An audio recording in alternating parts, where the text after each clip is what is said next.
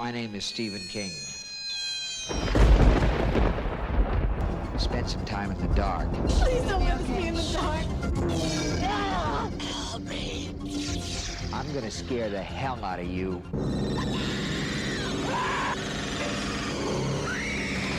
And that's a promise.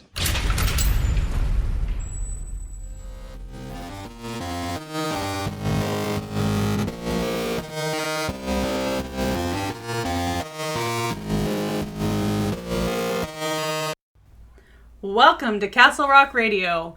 Today we mixed it up, and I am Lori Michelle. Usually we'll Max Booth. Yes. Yeah, we Freaky Friday'd today. Exactly. We Freaky Wednesday'd. Is it? It is Wednesday, yes. I don't know. I lost track of time, so. We'll do it. You know it's Wednesday because tomorrow we have to get this thing out. Oh. Yeah. So hello. Welcome Hello. to the show. This is the show. If you never have listened before, first of all, shame on you. And second of all, we pick something Stephen King has written, or something closely associated with them, and we just go through it. We walk through it. We make fun of it. We praise it sometimes. Sometimes, not often. Yeah. So that's the premise.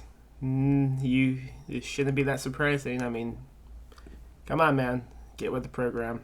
If you've listened to us from the get-go like you should have, you would know this already. Yeah, I mean, every other podcast has this premise. It's okay. We'll just recap on a Stephen King thing and,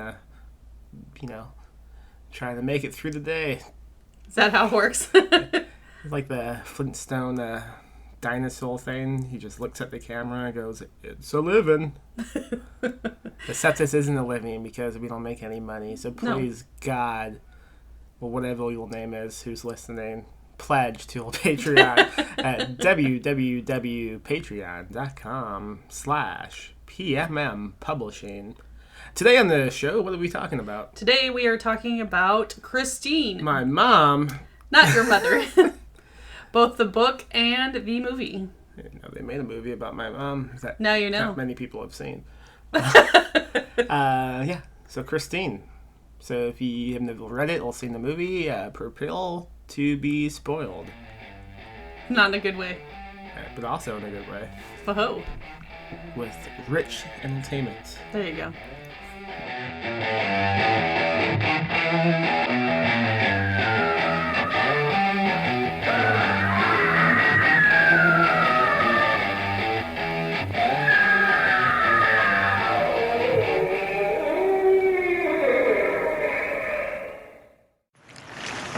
Sonny, you ever owned a car before? No. I just got my license. Start her up.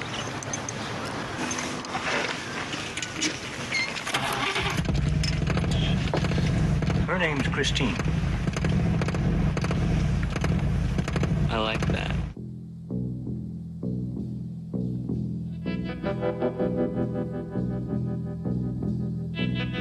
I saw you guys at the football game. How'd you ever get that car fixed up like that? Oh, just plain old-fashioned hard work, huh? Ever since he bought that car, he's been obsessed with it. And you know what else? They told us the man who owned that car last died in it. What do you know about that car? I know that the guy who owned the car before Arnie, his daughter choked to death in Christine. It's that car. I swear it's the car. How's Christine coming? Oh, Cherry. That's funny, because I heard she was total. Well, after I cleaned up the broken glass, it wasn't so bad. So what if you fix it up, and he just comes back and does it again? He won't do it again.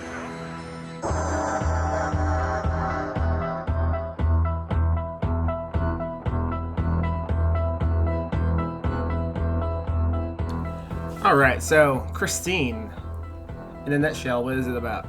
About a haunted car. Yeah, pretty much. That's pretty much it. I mean, this is 1983. What had already come out by then? I don't know. Lots of things, I'm sure. He had, Killy, Salem's Lot, The Shining, The Stand, Dead Zone, and Firestone on Cujo. Very exciting. So, I mean, if I was a mathematician, this would be like, what, 8, 9? I don't know. I don't know. 7? I can't count. 8. Whoa. Book 8. So at this point, he's already done the haunted teenager, the haunted vampire, the haunted hotel, the haunted flu, the haunted politician, which would never be repeated. Never. The haunted Drew Mill child, the haunted dog, and now we're on to the haunted vehicle. Yes. Reportedly, he came up with this idea while walking one day, or maybe driving. Citation needed. And he thought, "Oh boy, what would happen if my what do you call that? Ooh. The car? No, the fuck. I don't know what it's called. It's the thing that reads how much mileage you've gone. Oh, the odometer. Yeah, what would happen if that thing you just said began going backwards and my car became younger?" That'd be pretty crazy. Well, that's what happens in this, kind I of. know, sort of. Kind of. Kind of. It was after the first book that Stephen King did without getting an advance. Yes. Supposedly Oh, yeah. he chose to not take an advance on this book to get bigger royalties. Yeah, well, he was getting pissed off because he would get the advance, but then he would have to wait and wait and wait for any royalties to kick in because his advances were so huge. Right. Which is a problem I would love to have. I was going to say, somebody could send me that problem. I'd be okay with that.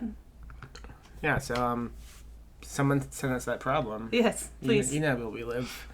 It was released in 1983, and the book sold like over 300,000 copies within like almost immediately. Right. Well, at this point, I mean, he's well known.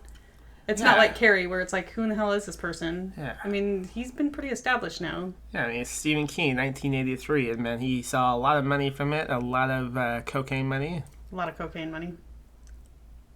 What had happened was, as you said, and he didn't want the big advance, so instead he made a new deal. He said, "Give me only $1 up front, but give me a shit ton more royalties." Right. And that's what happened. I'm sure for him that ended up being the better deal anyway. Yeah, because like the second a copy sold, he would be owning more royalties. Right. But what a book to do this on. Yeah. It was his second longest book at the time after The Stand. And it is easily the most unedited book he's Uneditable. released. It is a mess. What did you think of it? It's like all over everywhere. It really, so much extraneous information that could have just been not a part of this at all. You can tell that he just like had a straw taped to his nose the whole time. Like how how those people at like sporting events have those hats that With the beer? you could The drink beer beer out hats? of. He had a cocaine hat. He just snort as he pleased. I would like to see what this cocaine hat looks like. I don't know. Where can you buy a cocaine hat? Columbia. Oh, okay. Nassau, Maine. Apparently in Maine. I don't know. But I mean, if you ever wanted to know what it felt like to snort like a Mount Everest size equivalent of cocaine without risking jail time, all you have to do is read this book. I mean, the deeper you dive into it, like the bullshit nose begins to burn. You begin pacing around, like rambling about black helicopters and coming up with home appliance inventions. Very cool. At one point, you put the book down and you write a long email to your dad, just blaming him for everything he's ever done. Well, it's important to blame. Supposedly, there's a favorite story my mom loves to tell about the only time my dad tried cocaine in college, and he ended up writing this 17-page letter to his dad and mailing it throughout the night. Not sure what it said. Yeah, there was no emails back then. That's correct. Really good. I know. Sometimes I get something right. Sometimes. But this book is just, it's chaos is what it is, and it's not good at all. Like, for some reason, he insisted on having a song quote to begin every single chapter. Right. And there's a lot of chapters. There's a lot of chapters, and I'll be honest, I didn't even really read the song lyrics. I'm convinced nobody does. I've never paid attention to no, quotes. because you know what? It of doesn't the really book. have anything to do with the story itself. I mean, it does. It sort of. It's supposed to, like, go with the mood. I don't know. I just... Oh, in any book I've ever read, which is like at least 7 at this point, I've never paid attention to the beginning quotes. Yeah, I normally don't either. I don't think it's that necessary. And for him to insist that every single chapter will begin with one, the publisher told him no. Smart publisher. Because every time you quote a song, you have to pay crazy rights to use it. And they didn't want to pay that. So Stephen King took the money out of his own pocket and paid it. Which was, I believe, about around $15,000 he paid. Holy shit. This was in 1983. He could have just sent that to me. Yeah, little 10-year-old you. 10-year-old me. Hey, child, it was $15,000. I've been like, what? I mean, this book is just a disaster. Not only did that happen, but he also got the book jacket wrong. Yes, I've heard about this. In the back of the jacket, he wanted to pose with Christine, which was a 1958 Plymouth Fury. Right. But he got the wrong vehicle. He got a 1957 Plymouth Savoy. At least it was a Plymouth. And then after he took the photo and someone told him, hey, that's wrong, he was like, no, it's close enough. What the hell? You couldn't find a Pontiac Fury? Oh, I couldn't find one of those. Where would you look? I would assume antique car dealers. Photoshop myself. Yeah. If anyone wants to Photoshop me next to a Plymouth, go for it. Tag us on Twiddle at castlerockcast.com. There you go. Yeah, that's great. Twiddle at castlerockcast, not .com. No .com. You know how Twiddle works, maybe. But it was also in the same year, and also 1983, John Carpenter released the film adaptation. Right. So, I mean, I believe the book came out in April, and then the movie came out in, like, September. So pretty close, then. Yeah. So, I mean, he had already been making the movie before the book came out at that point. That's crazy. The only reason he took the job was it was directly after The Thing came out, and it bombed. Right, which is too bad, because that's really an excellent movie. It's his best movie. Which just goes to prove that the box office means absolutely jack shit. So he was broke. He needed a job. They were like, hey, John, We've got a movie about a haunted car for you. And so he took it because he needed the money, and he didn't like it. Supposedly he thought the book was stupid. He thought it was impossible to make it scary. Like he was saying how like that one movie, Duel. Duel. Yeah, that's a big truck. That is scary. It's spooky. But what are you supposed to do with this classic rock and roll car? Right. He didn't like doing it at all, and like he was even so embarrassed after seeing his name on an advertisement billboard for his next movie, Prince of Darkness. He used a pseudonym as the screenwriter credit. Really? That's funny. Which is kind of unnecessary. But yeah. It's a little over the top there. Yeah. Because it's not a bad movie. What do you think about the movie? I actually liked the movie. I thought it was good. It was very predictable in terms of what... Because you read the book? Partially it was just like, okay, well, that's going to happen now. And it did, you know. Mm-hmm. But, I mean, it was well done. The acting was good. Yeah, it has a Hilary Dean Stanton for a hot minute.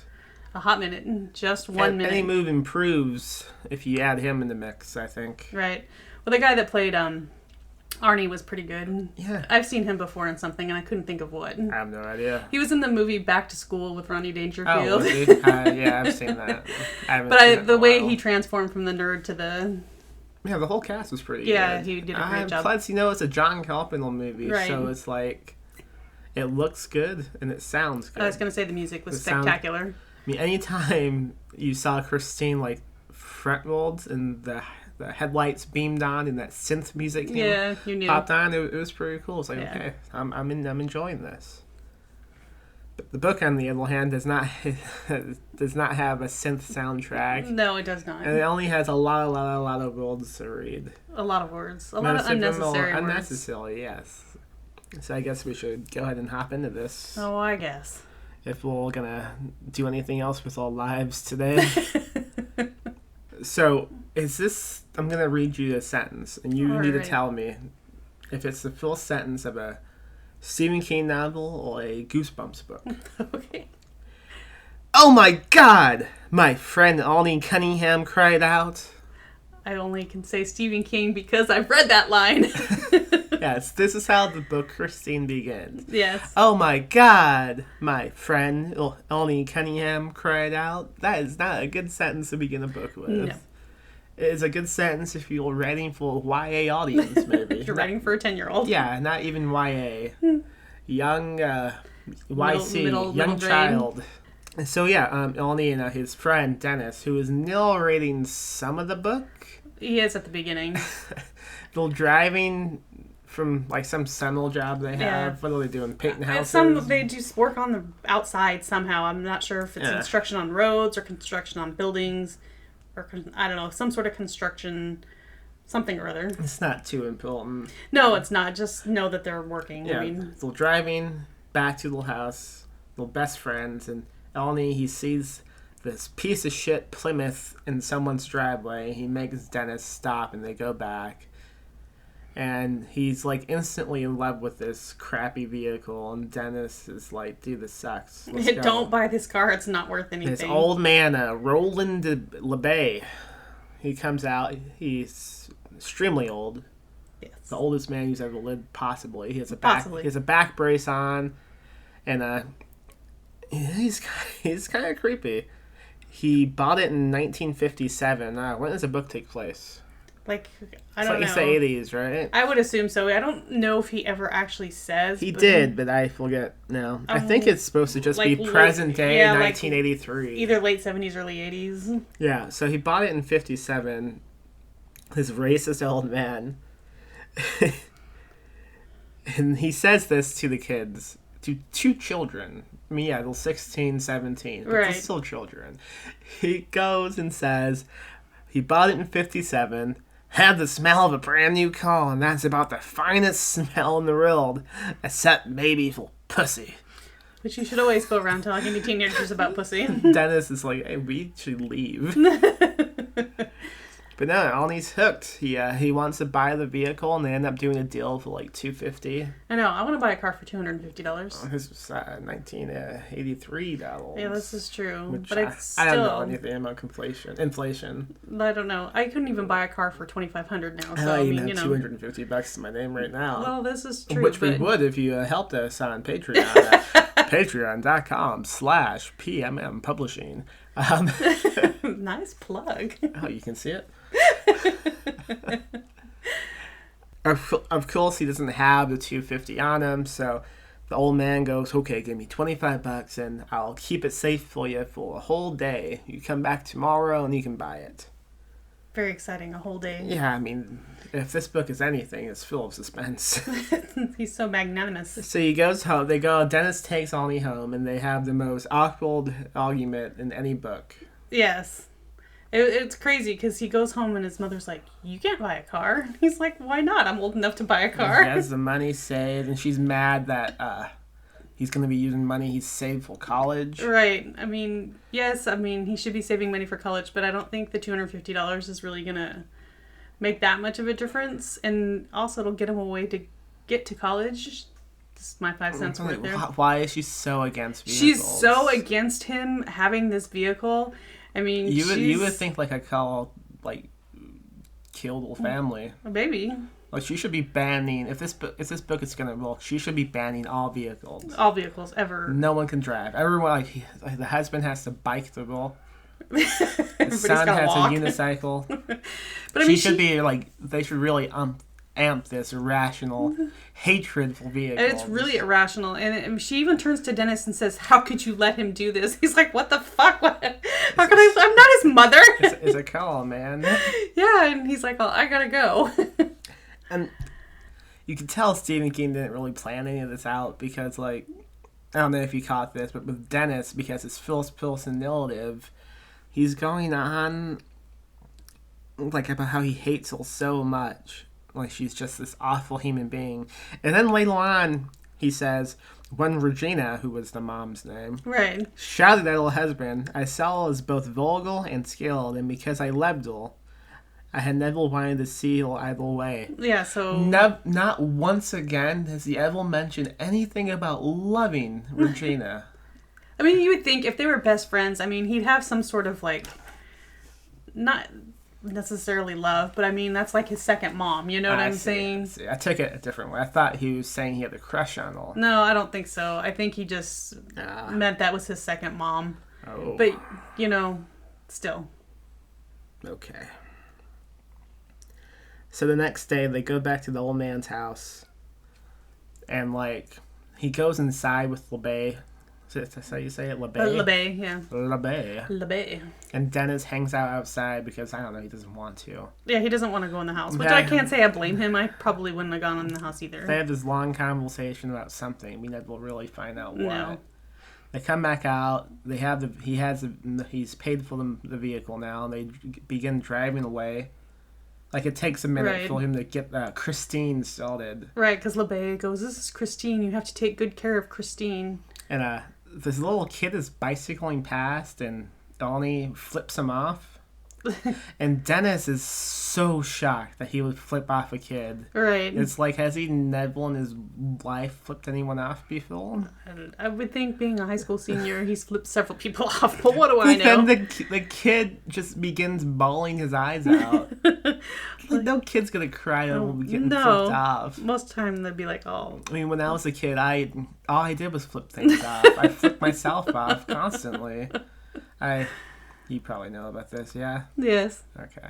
It's still amusing. Oh, okay. Well, when I was a kid, I was obsessed with, giving the middle finger to strangers as we would drive. And sometimes as I just stood in front of a mirror at school, I would just excuse myself to the bathroom and spend countless minutes just flipping myself off. I don't know why.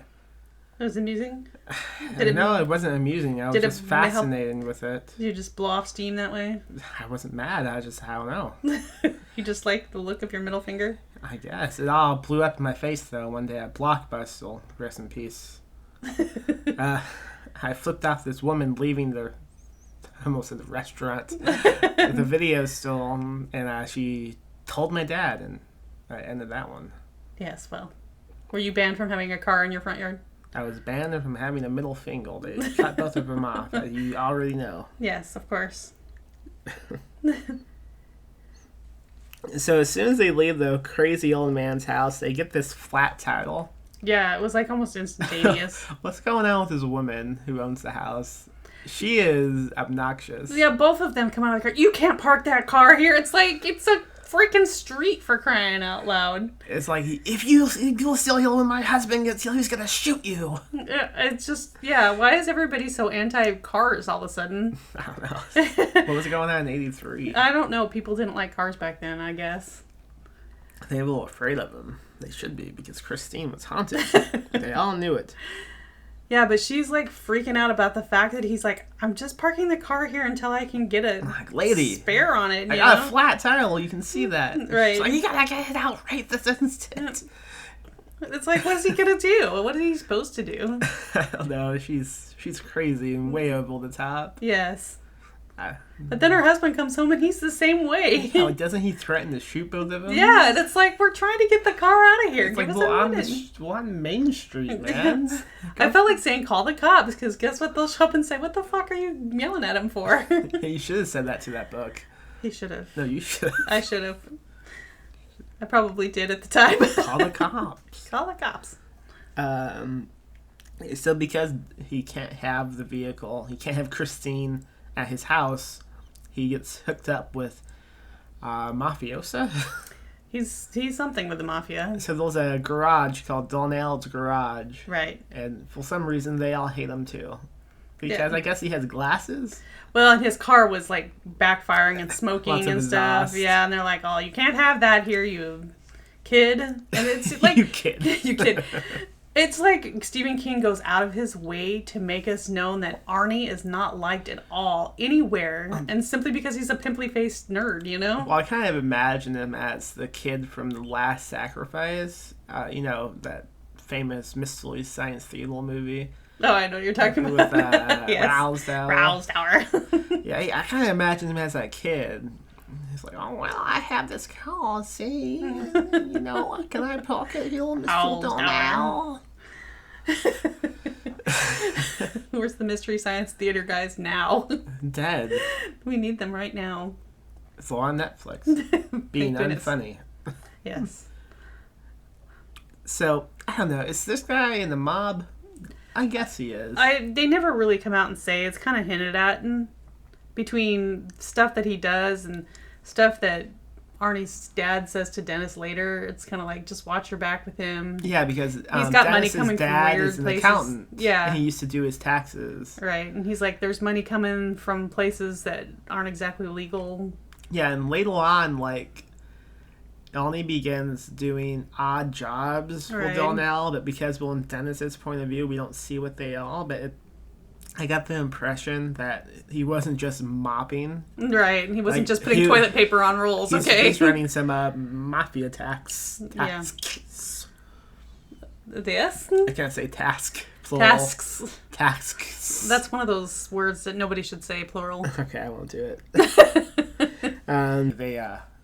They get into a fight with the town bully, Buddy. Right. Buddy? No, is it Buddy? Yeah, it's Buddy Repperton. Yes.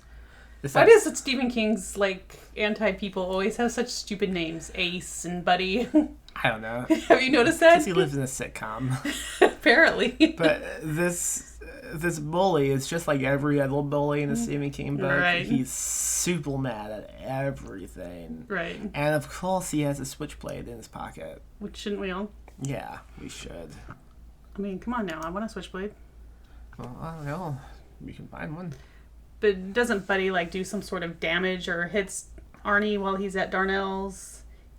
Like, Oh, yeah, beats him because up. Buddy is working at Darnell's, too. And Right. that's how they keep running into each other. Right.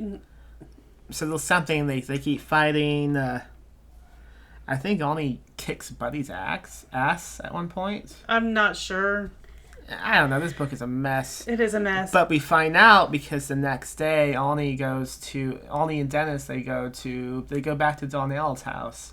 Not Darnell's, LeBay's. LeBay's. Because Dennis calls Arnie and he says, hey, what if you just offered to pay LeBay to park the car in that garage and work there? Mm-hmm. And it turns out that poor LeBay has died. Yeah, at the same time that he fought Buddy. Yeah.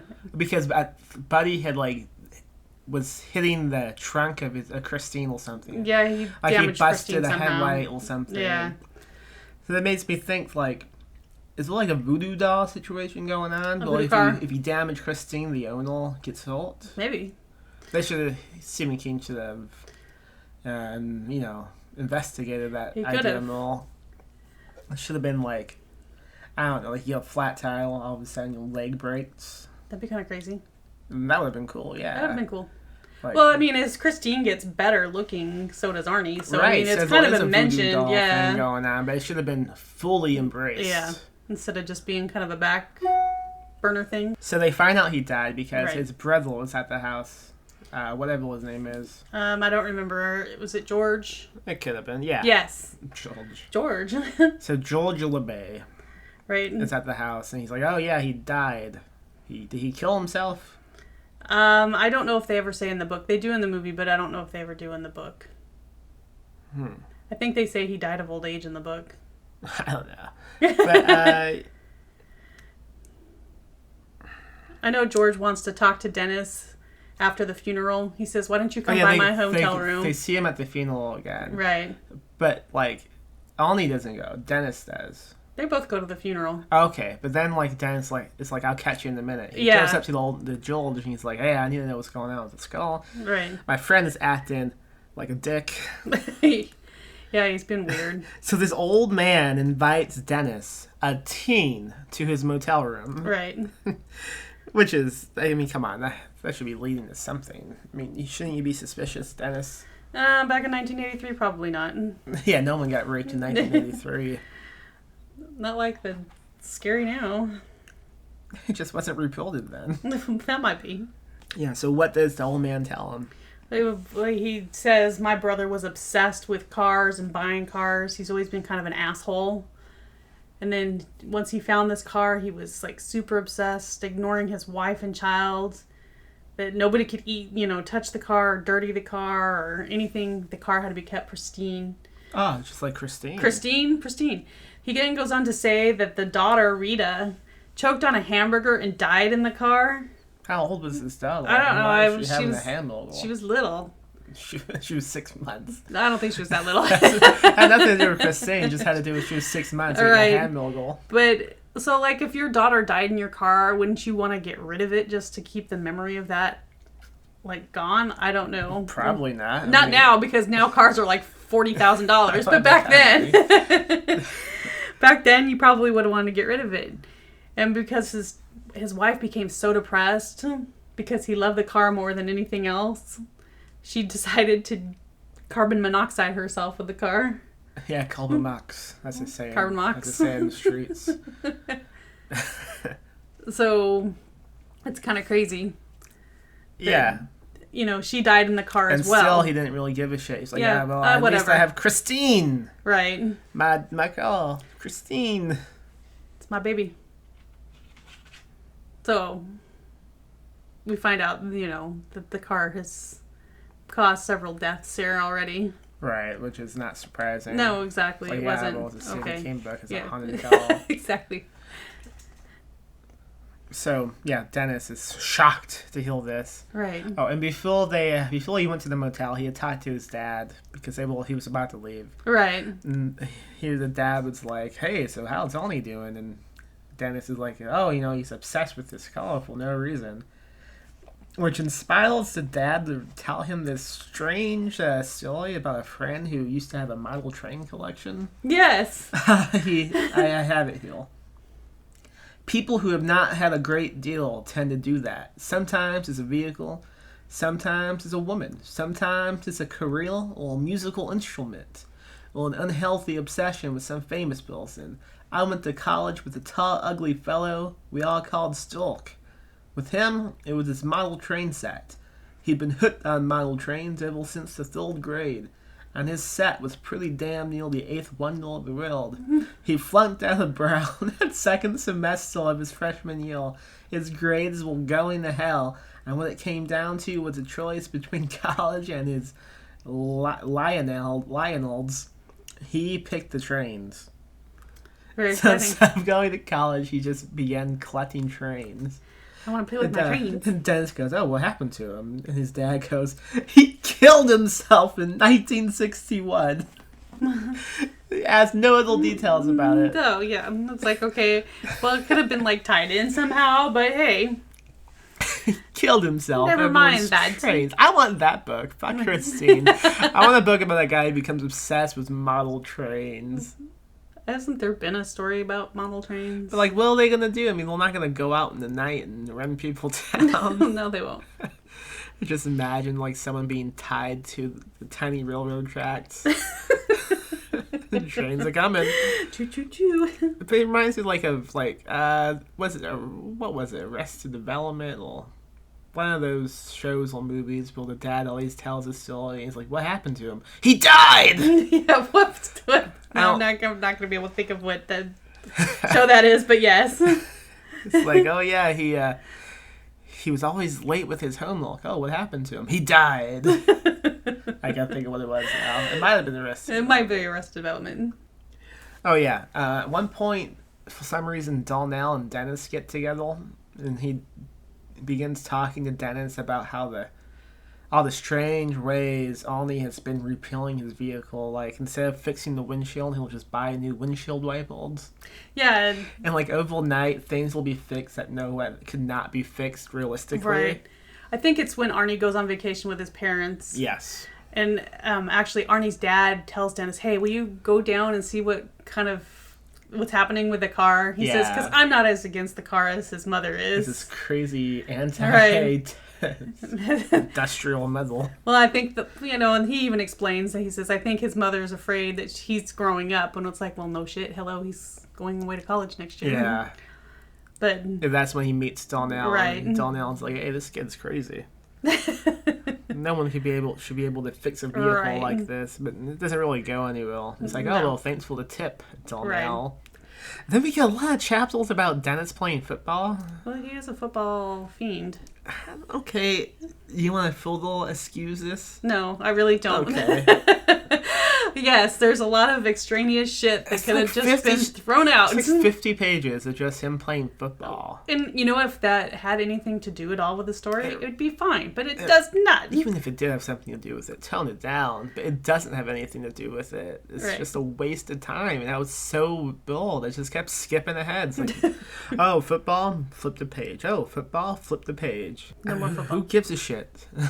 Nobody. Because people who are reading Stephen King don't give a shit about a high school football game. Only if it was relevant to the plot. That's what I'm saying. It's not relevant at all. So, I mean, a lot of football stuff happens, and then Dennis and Arnie, they get into a new fight with Buddy at the high school. Of course. And this is when he brings out his switchblade. Of course. And Buddy ends up getting expelled. Surprise. Surprise, yes. So Buddy kind of goes out of the picture for a few. He comes back. Of course. Because, like all good villains, he has to all keep... All good villains? All Do you Stephen want to King rethink villains. what you just said? All greasy villains. Darnell gives Arnie a fake license plate and fake inspection sticker to take the new chick at school out to a date. Ooh. Lee Harlan, yeah, right? She just moved to school, and everyone is so surprised that Arnie is silently... What? No, sorry, Lee Cabot. Lee Harlan is a writer, sorry. It's like... Yeah, Lee Harlan's a great writer who we've published many times. Yeah, sorry. That's where I got that from. Yeah, as far as I know, Lee Harlan is not in this book. No, sorry. No, this is Lee Cabot. Cabot. Yes. What was I saying now? That they're going on a date. Yeah, they go to a football game because Darnell's hooked them up with a bunch of gangster fiends. Fake stuff. Fake inspection sickles and whatnot. And Arnie and Dennis, they argue in the parking lot about something. I don't know. A lot of this book is just like, hey, Arnie, we're kind of getting obsessed with that vehicle. And Arnie's like, no, I'm not. Just like that? Yeah. No. And then randomly, Dennis breaks his legs while playing football. Of course he does. Surprise. It's like almost 200 pages into the book, if that. It's been Phil Pilson this whole time. Right. He breaks his legs, and then he's out of the book for a long time. Kind of crazy. And it goes to Phil Pilson then, switching from like Arnie to Lee. No Christine point of view, sadly. It should have been from Christine's point of view. The view. whole book should have been from Christine's point of view. That would be more interesting. Call me Christine. I was born 1957. Yeah, it's like Stephen King was just so hopped up on the glorious white mountain of metal cocaine, and he didn't know what to do. So he's like, okay, I'm sick with Dennis, so I'm just gonna... We're just gonna break his legs. He's gonna break his legs. He's out of the book now. Right. It's gonna Phil Pilson. I don't want to rewrite all that. We'll just... It will be a technique. People will think I'm intelligent. I'm literary. Yeah. You see this in the Jonathan Franzen book. I can do it. I don't think Jonathan Franzen was around then, was he? In 83, he's like 70 years old. He has glasses, okay? You have glasses. What are you trying to say? Ah, now you get it. So Arnie decides to bring Christine home. He's sick of having it at Darnell's. There's a second argument. As there should be. I think the dad whispers in Arnie's ear that his mom's going through menopause. It's like, okay. How's that relevant? It's like, it's okay. That's why she's going through Let menopause. her go. Let her get it out of her system. You know, like Tabitha gave Stephen King a side eye. She read that. She's like, what the fuck? Why did I marry this guy? Oh yeah, because of all this money. I know, but she married him before the money. That's why she's stuck with him. Oh, okay. The dad drives the son out to the airport. Yes. To park the car, right? Yeah, because if they pay a weekly thing, they can just leave it in the parking lot. But it's like, what the fuck is the point of having a car if you're going to have to go park it at the damn airport? Oh, his mom's going through menopause. You read? Well, you know. And at this point, Arnie is talking more like Roland LeBay. He keeps calling everybody a shittle. A shitter. And then yeah. Dad's like, dude, I'm right next to you. Right, he's wearing his hair more of in a, like, with a ducktail thing. Yeah, what do you call it? A duck's ass? Yeah. Of course, one of Buddy's friends, he works at the, what do you call it, the security booth Yes. at the airport. So the friend tells Buddy, hey, I just saw Arnie park his car here. You want to go mess it up, Buddy? And Buddy's Buddy? like, don't call me Buddy. And his friend's like, okay, friend. And he's You like, there? He's like, I'm not your friend, pal. And he's like, okay. I'm not Mr. your Ripperton? pal, guy. He's like, I'm not your guy. Okay, I'll stop. So Buddy and his pals, Buddy and his buddies, they go up to Christina's and they feckle up pretty good. Yes. They take a shit on the dashboard. That's really disgusting. It is. So, I mean, that really enrages Arnie. Well, of it should. I course. mean, can you imagine putting all that effort into fixing up your car and then somebody beats the crap out of it to the point of, like, not even being able to drive it? I would just be like, shucks. You would not. I'm not going to exact revenge. I look like someone who gets revenge on people. You don't even strike me as somebody who gives a crap what their car looks like, so... What are you trying to say? That's true, though. Exactly. Someone, friend wrote the word bitch, hotel bitch, on the back of my back windshield. What do you call that? Just the back windshield? The back windshield, yeah. Yeah, because it was full of filth. He wrote it hotel bitch, and I just left it It for was weeks. there for a while. So I don't want to wipe that up. tells people who I am. You're the hotel bitch. Arnie goes to visit Dennis at the hospital, and for some reason that I still don't know, Dennis gets the idea of making Arnie sign his cast for a second time because he wants to compare the signature to see if they are different from when he first signed it to now. Uh-huh. And of course it is different because Arnie is changing. But, like, Right. why? What in the world? What gave Dennis this idea? I don't know. He's hocked up on painkillers. What do you want? He was in the hotel. He was in the hospital for a hellaciously long time. I mean, guess he had time to come up with some crazy schemes. Apparently he had killer insurance. Because now you'd be in for like 3 hours and they'd be like, fuck you, get the hell out. Here's a stick, make a cast. Yeah, exactly. So 350 pages pass before anyone dies. Christine eventually kills Moochie, which is a name. Yeah, Moochie, Buddy. It's one of Buddy's pals, one of Buddy's buddies. Yeah, Christine kills Moochie, then it repels itself. Right. And Again, we're starting to we need see... a Christine point of view. Yeah. Isn't it around here when when Arnie takes Lee on a date and she's eating in the car and she's telling him that she doesn't particularly care for the car because he likes the car more than he likes her, and she begins to choke. It's around then, yeah. Yeah, and she chokes on a hamburger, That's why I surprisingly drive enough. in, right? I think so. Yeah, and some Somebody, some some goody passerby. two-shoes saves her, and he like tries to push the Right. guy away, like, get off my chick, as she dies. Yes. Yeah, she doesn't die. So that kind of that kind of spells a feud. But I mean, she kind of knows that, you know, it's like she realizes the car is competing for his attention. yeah, and plus whenever she's in the vehicle, she smells like sewage, Right. which Arnie does not smell. So she hasn't liked it from the get-go. But, like, okay, so Christine kills Moochie. Yes. Then it repels itself to brand new. Why the fuck did it do that from the get-go? I don't know. Like, why was it in such shitty shape at LeBay's house? Maybe it had to be, like, they had to create some sort of connection in order for the spirit to take over. I don't know. That brings me to a new point then. Okay. I mean, they go through a lot to make Christine seem like Arnie's girlfriend. Right. We need a sex scene. Don't we? An exhaust.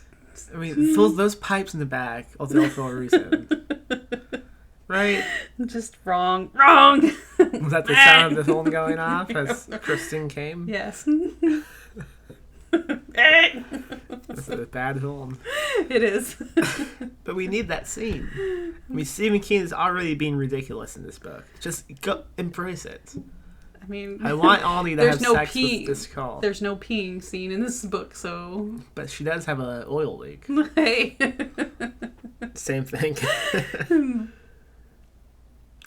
Also, every time he tries to like express concern about Christine, his back begins to ache. Right. Because you remember he was gonna save Lee, but then he got this sharp pain in his back and he couldn't move. Yeah. So it's like it's a voodoo doll thing. Yeah, going on exactly. again. It's not exactly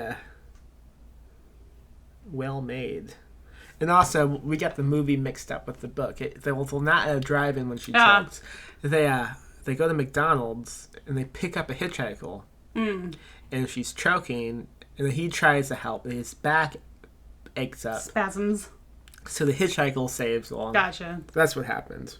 At one point, the old man, LeBay, his ghost, is riding shotgun with Arnie. So the book goes beyond like a haunted vehicle to a haunted man. A haunted man in a haunted vehicle. So what's going on with that? It's like who's the patient zero here? Right. Is it the car or When the guy? Arnie dies, is he gonna be a ghost too? Maybe they'll just all ride around Christine and Hill. I guess. I don't know. I also like how Buddy bizarrely, but like strangely hates racist jokes. You would think like, okay, Buddy, yeah, he is probably a racist. Probably. But no, at one point, one of his friends makes an awful racist joke, and Buddy's like, what the fuck is wrong with you? Do you think that's appropriate? And he just kind of storms off. I was like, okay, Buddy, I'm kind of liking you. But anyway, Buddy dies, so surprise. it doesn't matter. But it's like, yeah, he kind of redeemed himself, though. Yeah. He yelled at his shitty friend for making a racist joke, and immediately died. Okay, yeah, I just saw my note that says Arnie should have fucked his call, so that's done. Then we get to the sting operation. Right. As we already suggested, Arnie was doing like mafia stuff for Darnell, and the police were in on it. No, they were in on it, but they kind of knew what was going on, so they set up the sting operation. When what the fuck is his name? Arnie, he does a Chicago run with a bunch of cigarettes in his trunk. Not with Christine, but with one of Darnell's Cadillacs. Like a Cadillac, right? The police, they stop him, they arrest him, and the whole time Arnie's like, a bunch of shittles ruining my day. Because he's just a tiny old man. That's what he is. He's a tiny old man. Tiny old man. Grumpy little piece of shit. They arrest Darnell. They put Darnell on house arrest until he can be judged. Right. And then the stupidest, dumbest death scene in any book I've ever read happens. Christine leaves the garage, driving by herself, maybe with the ghost of LeBay. It's not clear. It's not clear. And she plots out in front of Darnell's house, and Darnell's like, oh, that's strange. And then Christine drives through the front of the house, trying to attack Darnell. Just driving inside the house. No, that's going on. And Darnell makes it to the steps. He's almost to the top when he has a heart attack and dies. Why? Yeah. Why any of that? Yeah, I don't know. I think King thought, oh shit, my villain is a vehicle. my guy's in a house. What am I gonna do? So he just has him drive into the front of the house. Do you think it's like a vampire? Does she have to be invited in? She wasn't invited though. Well, then she's not a vampire then. Oh. She's a haunted. You have to stab the engine with a stake. Yes. Stuff balls of garlic into the exhaust pipe. There you go. Maybe. But it's pretty stupid. Yeah, it's right up there. So just go to the top immediately. No. But no, he has a heart attack. And probably pees. He might. Yeah, Maybe there's the pee scene right there. Lee begins spending time with Dennis. Right. Because she and Arnie have broken up at this point. Well, not broken up, but she's kind of just ghosting him, basically. She's like, hey, he's like, hey, you want to go out? And she's like, nah, I got stuff to do. Yeah. So Dennis and Lee, they begin doing like detective work about the vehicle and like its history, and through this they fall in love, of course. Of course. Lee conveniently goes out of town for a good portion of the book because, you know, you can't have a woman doing too many things. Come on now. So she's out for a few, while Dennis can solve some mysteries. Of course. He visits this old friend of LeBay who sold together. He sold with them in the war. Yeah, the war. The war. They talk, and the old man tells Dennis about this stupid prank they used to do. Like whenever they would be out drinking, and like they would pick someone who would go out, and whenever they would try driving away, the rest of them would hang out behind the car and lift it up by the back wheel so they couldn't drive off.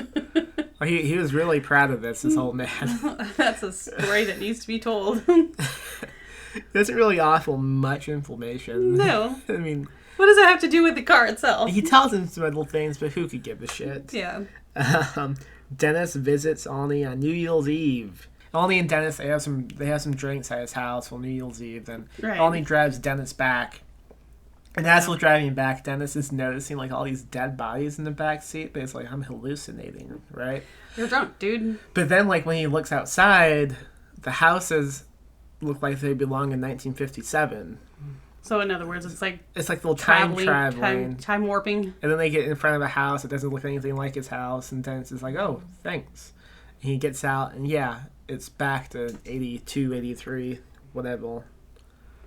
That'd be a pretty potent image. I mean, and why don't we have that in the movie? I know that. I'm surprised that's not in the movie because that would be really why cool. don't we have the house death in the movie? Yeah, Darnell dies completely differently in the movie. Junkins dies, who is the detective who's been investigating them. Mm-hmm. I forget. Oh, yeah, he's just driving his squad vehicle, and then Christine comes and runs him off the road, shit like that. We also find out that LeBay once killed a whole family when he was 12. That's kind of and scary. possibly was offering his baby as a sacrifice to Christine. Question mark? Yeah. What the hell's going on there? He has a strange background we get hints of. Yeah, he was... Like, he had a feud with some other 12-year-old, so he snuck out of his house and, like, set it ablaze. He went back to his own home and went to sleep, and only his sister or his brother knew, and he blackmailed him and not telling anybody. Sounds like he was seriously fucked up. He'd be like the kind of kid that would take a gun into a school or something. They'll take a car into a school. They'll take a car into a school, for sure. And then Lee comes back, and she's hanging out with Dennis in front of a chicken place, and they kind of just begin humping. Well, that's when Arnie just randomly walks up to him. He's like, "Hey, what are you guys doing? You guys are doing the naughty in front of this chicken. This is my girlfriend. What's going on with my best friend? This isn't right." And so they have a feud. Think of the chicken. Yeah, think of the chicken. So they come up with this elaborate plan. Dennis and Lee will meet Arnie at Darnell's, which is now abandoned. And Dennis has rented this huge, like, crushing truck. I don't know how he suddenly knows how to drive one of these, but he does. Like him. Well, if he worked on a construction crew, he might. Oh, yeah, maybe. Okay. So they're waiting at Darnell's, waiting for Christine and Arnie to show up because they're going to crush him. And as they're waiting, they take turns joking each other off. Well, they should. I mean, that's important. It's like, how are we going to spend the time? Let me masturbate you right here It'd be now. awful if he showed up before they were done. Right in the middle. I didn't think that out. No, they didn't. He would have to run around with blue balls the whole time. Drive around. Yes. Yeah. Imagine trying to move that steering wheel. With 3 arms in the way. So Christine shows up. Lee proves herself useless because, she is a woman, in case you forgot. I've forgotten that she's just a helpless woman. She jumps out of the truck because she's supposed to close the door, the trap to Christine in. But she ends up getting trapped, and she just stands in place like a damsel in distress. And it's like, Dennis, whatever am I going to do? And, the plan works out. There's some hitches in the plan, but it all happens. Yeah. They crush Christine. Arnie isn't with them, of course, because every time Christine's killed someone, Arnie has been Right. conveniently away. He's got an alibi somewhere. So this time, Arnie's gone on vacation, on some trip with his mom. Right. Like out of town. And as Christine is being crushed, Arnie and his mom are in a vehicle accident. They run into some semi and die immediately. Oh, also, we forgot to mention that Dennis's dad also died. Well, maybe it was Arnie's dad. One of these dads die. And obviously it wasn't significant enough for us to Not remember. really. I want to say it's Dennis's dad, but I don't think Dennis was too shook up about it. Yeah, So it must have been Arnie's dad. It was Arnie's dad, yeah. So the whole family's dead now. Right. Arnie, the mom, the dad, wiped off. Christine, dead. And what did they do next? I forget. Well, they crush the car into like a cube, don't they? Something like that, yeah. And they just kind of, okay, we're done. Right. And then we cut to like 4 years later. Dennis and Lee broken up. Well, Even after all that, they couldn't make it. Lee, of course, because she is a woman. She had to drop out of school because she wanted to have babies. Of course. So She couldn't that, do both. That was the end of it all. Dennis, he's doing some shit. Who knows? But he reads this newspaper how, what do you call it? The last surviving member of Buddy's gang, he was recently killed in Los Angeles by a vehicle that smashed him into a cinder block wall. Yeah. So now he's thinking, oh man, maybe a piece of Christina slipped through the pipes, and now she's Literally, back. it's Christine's baby. It's their love child. Christine and Arnie? Yes. Christine and Arnie were like a celebrity couple. What would the name be? I don't know. Arnie. Charlene? Yeah, so that might be a good sequel idea. Christine's baby. Christine's baby. It's a tiny, like, Yugo. Starts off as a moped. It's a Prius. Strangling people with this charger cord. There you go. That's actually cool. Like, driving around, you just dragging someone by the neck. There you go. You have it all planned out. I guess I'll write that. What would be a good name for a Prius? I don't know. Tobin. Tobin? What the hell? And that's Christine, basically. Yes. Not a lot of differences from the movie, although I did appreciate in the beginning of the movie, we get a montage of the Christine being built. Yeah, and that was kind of cool. Bad to the Bone plays. Right, and it just shows that the car was evil from the get-go. Yeah. Because one of the workers gets in the car and spills cigar ashes on her, and somehow he dies. Yeah, we don't know, but they open the car door and he's dead. And at that little point, it slams its hood down on someone's hand. Yeah. So I like that beginning. It was kind of hokey, but it was good. Well, the whole idea is kind of hokey, so, I mean, you gotta go with it. Yeah, you gotta go with it. That's the tagline of this podcast. You gotta go with it. Go with it. I did like how in the movie, like every time... football? Well, there was a little bit of football, but not much. Every time that Christine would kill somebody, the windows became tinted, so you couldn't tell if there was anybody in the car. Right. And that was kind of cool, because then it was like, well, is Arnie really there, or isn't he? I appreciate the lack of ghost LeBay. Yes. Also, we don't see LeBay at all. We never see LeBay at all. I mean... This was kind of strange. When they came across the car, it was already his brother who was just selling off. Yeah, because stuff. Roland LeBay is already dead when they meet but Christine. Realistically, that makes more sense, because why is Roland selling the car in the first place? I don't think he is. I just think he had it out. He just had it out? Yeah, and Arnie's like, hey, I want to buy it. Yeah, I don't know. But yeah, so it's George who looks just like he has a back brace and he talks just like Roland. So it's like, with this different character, I don't know. It was just kind of a mushing of the two characters.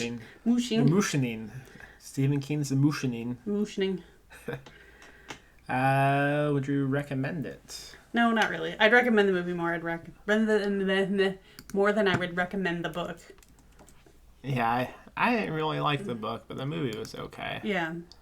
I guess we have to rank these things now. Oh my god, you're gonna make me think. If this page ever loads. Loading is unloading. So let's do the book first. Okay. Is it better than Desperation? No. No. Maybe. Maybe? It was a little more coherent than Desperation in terms of I don't know. It wasn't necessarily more coherent, but it didn't have all that God stuff in it. What do you mean Christine is God? Don't even get me started. You think so? Like, I mean, I think Desperation, like, for like 200 pages is pretty solid. Yeah. But Christine is kind of done from the beginning. I had a really hard... You're probably right, because I had a really hard time reading Christine, and it's... So, is it better than Mrs. Todd Shulkat? No. Not really. Is it? No. I don't even think... No. I don't even think it's better than Lawnmower Man. Sorry. Is it better than the 10 O'Clock People? It's got more of a plot than the 10 O'Clock People. Well, one's a novel, one's a short story. I know that. And entertainment-wise. Yeah? Yeah. Is it better than the Revelations of Becca Paulson? I don't know about that. You don't think so? Okay, so between the 10 O'Clock People and the Revelations of Becca Paulson. Okay. What about the movie? The movie would be ranked higher. Yeah. Do we think it's better than the Desperation book? Yes. Children of the Corn 2. Yeah. Yeah. It's better than Apt Pupil, I Yeah. think. Is it better than the Tales from the Dark Side movie? Yeah, I think so. Yeah, probably. Because it's say a John Carpenter movie, yeah. so it looks pretty. It looks good. I don't know if it would be better than The Dark Half, though. The film? Yeah. Probably not. Yeah, so I would say between Dark Half and Word Processor of the Gods. Okay, this makes sense to me. All right, well, that should just about do it, huh? Yeah. Stay tuned for after the break. We will be back with some news. Ooh.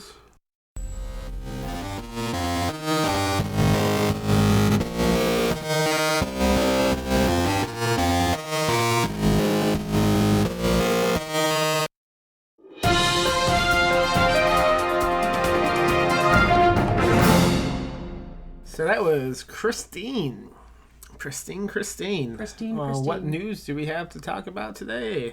Very exciting news.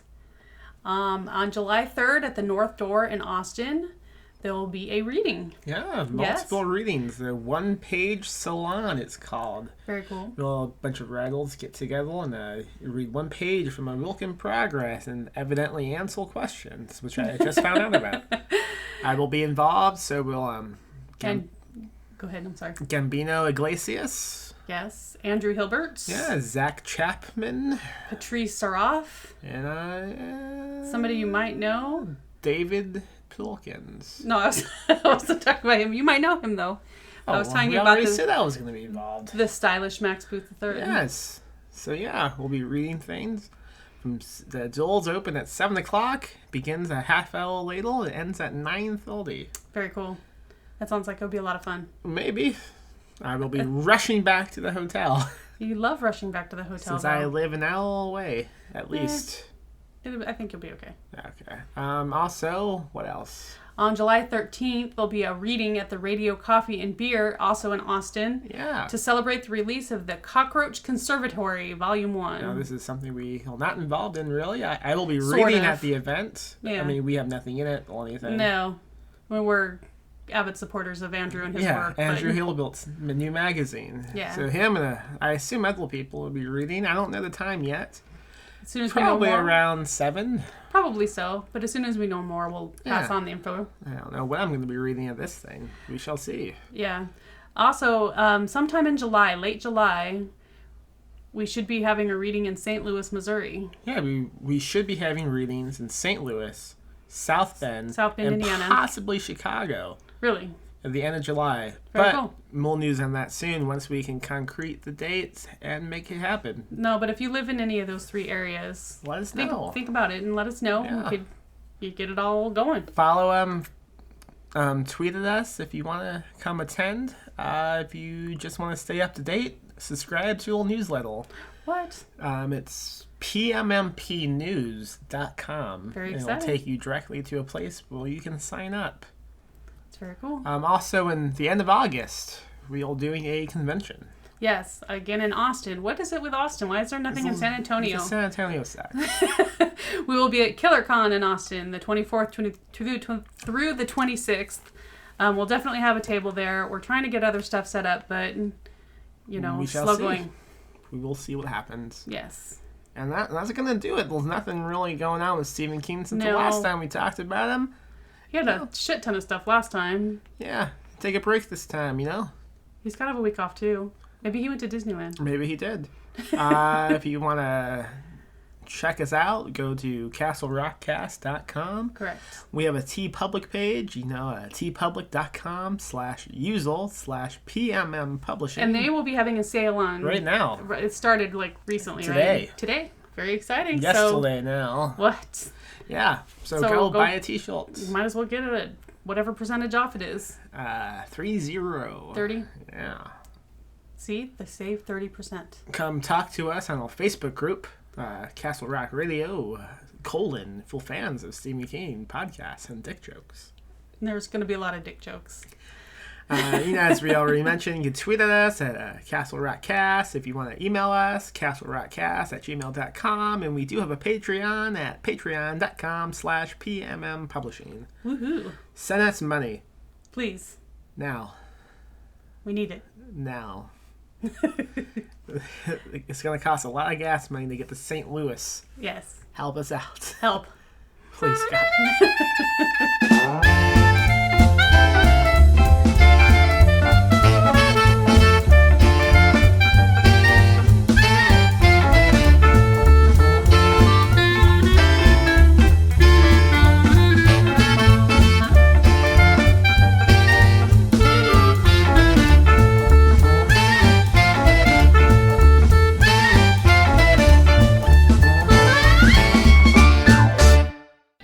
Oh, you done it now, Jordy Verrill? You monkhead. You monkhead.